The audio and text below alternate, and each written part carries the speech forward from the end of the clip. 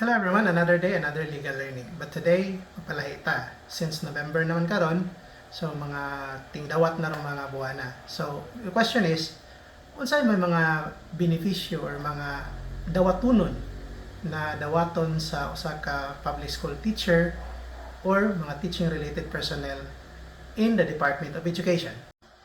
Every personnel in the Department of Education will receive three types of benefits. One is the mandatory bonuses, second is the incentives, and the third kind is the allowances. Firstly, there are four mandatory bonuses that will be received by our teaching personnel. Una, mid-year bonus. Kaduha, year-end bonus. Katulo, the PBB. And ikaupat ang anniversary or milestone bonuses. When we talk about mid-year and year-end bonuses, basic salary ni siya sa teacher na dawaton. So for example, in 2025, the basic salary of teacher 1 in the Department of Education is 30,024. So mo na yan dawaton sa mid-year, which falls on May, and this coming month, or this month, November, another 30,024. PBB, mag-range na siya, depende na siya sa percentage.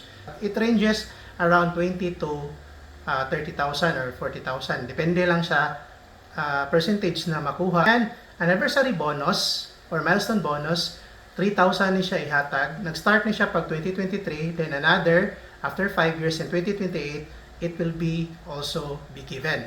The second type of pahalipay na dawatonon sa atong mga personnel in the Department of Education are the following. Ikalima, this is called the Productivity Enhancement Incentives or PEI. This is a 5,000 pesos given to our teaching and non-teaching personnel. Another, kaunom, is the Service Recognition Incentive or SRI. This is up to 20,000 pesos given to our still teaching and non-teaching personnel. And lastly is the WTDIB or the World Teachers Day Incentive Bonus. This is a 1,000 pesos, but this is only given to teaching and teaching related personnel, of course, during World Teachers Day celebration. The third type are the allowances. Clothing allowance, which is a 7,000 pesos given to each personnel in the Department of Education. Usually, it will be given March or April in every year. Another is the teaching allowance, or sometimes we call it chalk allowance. Through Republic Act 11997, it is a law that every teacher should receive 5,000 pesos as teaching allowance. But through Department Order 5, Series 2025, na increase na siya from 5,000, 10,000 pesos starting this school year, 2025-2026. And thirdly, loyalty. So loyalty is given to each personnel. The first 10 years in the service, you will receive 10,000 pesos. Then the 5 years after, another 5,000 pesos. And the last allowance that every personnel should receive is the cash gift. Cash gift is a 5,000 pesos. This is given alongside with the year-end bonus, which will be received this month. This is a 5,000 pesos. So basic salary of the teacher plus 5,000 cash gift.